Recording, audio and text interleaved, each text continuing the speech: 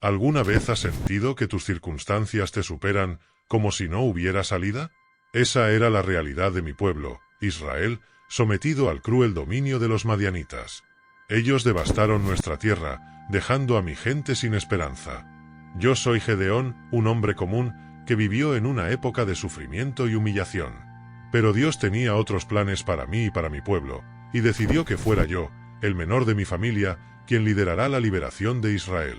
Esta es mi historia, una historia de fe, valentía y transformación. Parte 1. La desesperación de un pueblo.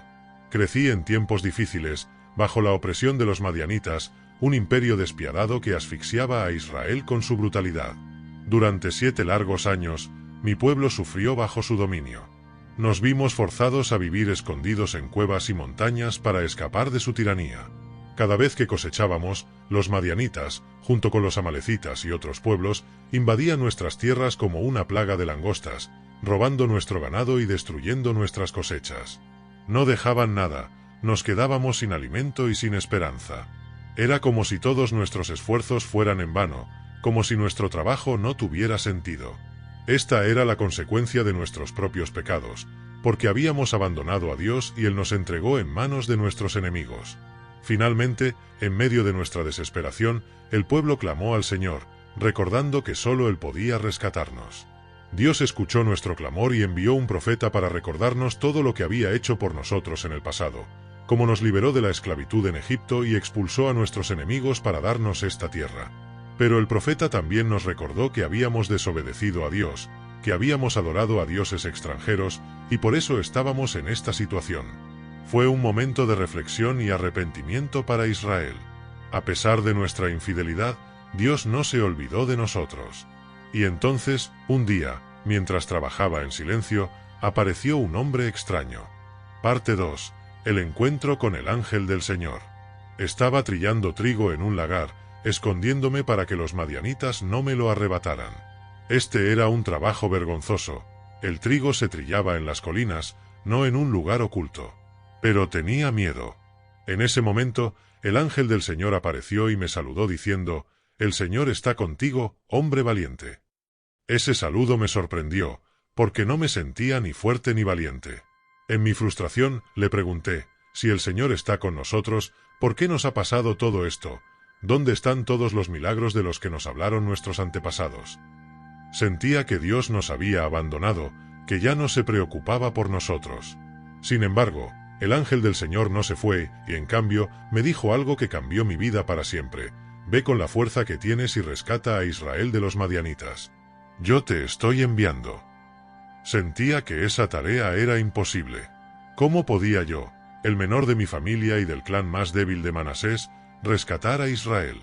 No era un líder ni un guerrero, solo un hombre común con muchas inseguridades. Pero el ángel me aseguró: «Yo estaré contigo, y derrotarás a los madianitas como si lucharas contra un solo hombre».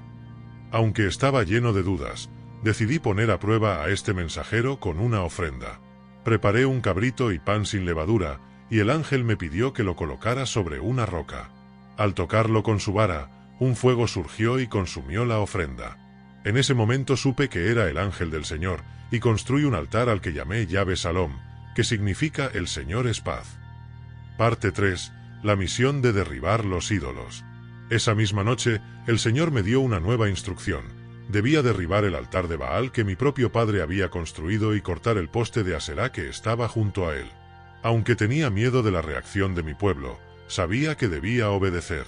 Con 10 sirvientes, derribé el altar de Baal y el poste de Aserá durante la noche, y en su lugar, construí un altar para el Señor. A la mañana siguiente, la gente del pueblo descubrió lo que había hecho y querían matarme. La adoración a Baal estaba tan arraigada que mi propio pueblo estaba dispuesto a matarme por destruir sus ídolos. Sin embargo, mi padre, Joás, se enfrentó a ellos y dijo: «Si Baal realmente es un dios, que se defienda él mismo». A partir de ese momento, fui llamado Jerubbaal, que significa que Baal se defienda. Poco después, los ejércitos de Madián, Amalek y otros pueblos se unieron para atacar a Israel.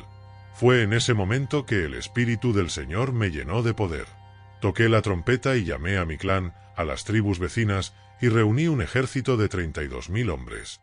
Sin embargo, Antes de partir, pedí a Dios una señal para asegurarme de que Él realmente estaba conmigo. Puse un vellón de lana en el suelo y le pedí que, por la mañana, el vellón estuviera mojado y el suelo seco. Dios me concedió esa señal.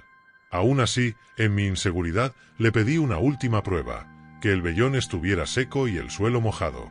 Y así fue. Con esta confirmación, estaba listo para enfrentar al enemigo. Parte 4. La batalla con solo 300 hombres. A pesar de que tenía 32.000 hombres, Dios me dijo que eran demasiados, pues si ganábamos con esa cantidad, el pueblo podría atribuirse la victoria a sí mismo en lugar de a Dios. Entonces, permití que los hombres con miedo se fueran, y 22.000 abandonaron el campamento. Me quedé con 10.000, pero Dios dijo que aún eran demasiados. Finalmente, tras una prueba en el río, solo 300 hombres quedaron conmigo. La proporción era de 400 enemigos por cada hombre de mi ejército. No podía confiar en nada más que en el Señor. Esa noche, Dios me ordenó bajar al campamento enemigo. Mientras escuchaba, oí a un soldado madianita contar un sueño sobre un pan de cebada que rodaba y destruía una tienda. Su compañero interpretó el sueño, diciendo que significaba que Dios había entregado a Madián en mis manos. Lleno de fe, regresé a mi campamento, dividí a mis 300 hombres en 3 grupos y les di a cada uno un cuerno de carnero y una antorcha dentro de un jarro. A medianoche, rodeamos el campamento enemigo, rompimos los jarros, levantamos las antorchas y gritamos, por el Señor y por Gedeón. Los madianitas, confundidos y aterrados, se volvieron unos contra otros, huyendo en medio del caos. La victoria fue completa. Perseguimos a los madianitas hasta derrotar a sus reyes. Con solo 300 hombres, Dios nos dio la victoria sobre un ejército inmenso.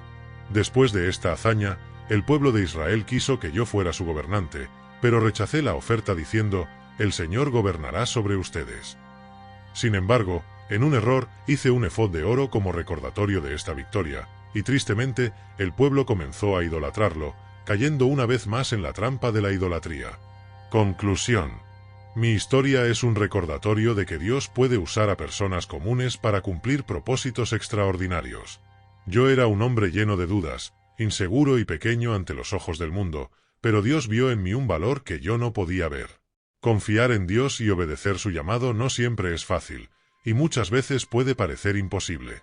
Pero, como aprendí, cuando Dios está de nuestro lado, no importa cuán grande sea el desafío, porque Él pelea nuestras batallas y nos da la victoria. Durante el resto de mi vida, Israel vivió en paz, recordando lo que Dios había hecho por nosotros. Cierre. Mi historia, la historia de Gedeón, es una historia de fe y transformación, de cómo Dios puede usar incluso nuestras debilidades para mostrar su fuerza. Si esta historia te ha inspirado, no olvides suscribirte al canal y compartir tus pensamientos en los comentarios. Todos enfrentamos desafíos y momentos de duda, pero nunca subestimes el poder de Dios para usarte, justo como eres.